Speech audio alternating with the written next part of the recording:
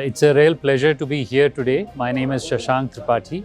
I am a partner in PwC and I lead the strategy and transformation unit of the government practice as well as the aerospace and defense leader.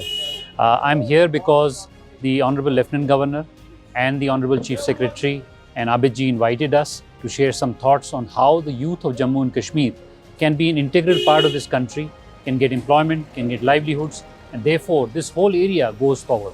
And it has been a wonderful discussion today. I was very pleased to see that both the Chief Secretary and the Honorable Lieutenant Governor were almost all through.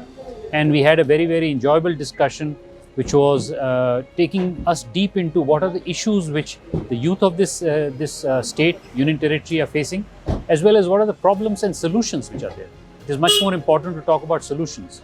And there we believe that the way that the Lieutenant Governor articulated it, the way the other participants came through, it is all about making sure that the future of the youth of this state, of this union territory is in their own hands.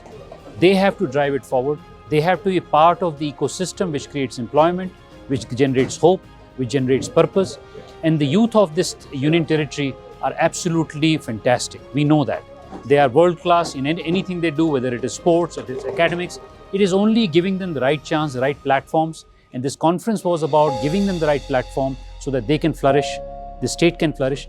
My personal belief, we don't have to bring up the youth of this union territory. The youth of this union territory will come up and bring up the state. We have to change the dynamic. We have to change the narrative of this whole discussion. This is what happened today. It was a wonderful discussion. We are proud and privileged to be associated with it.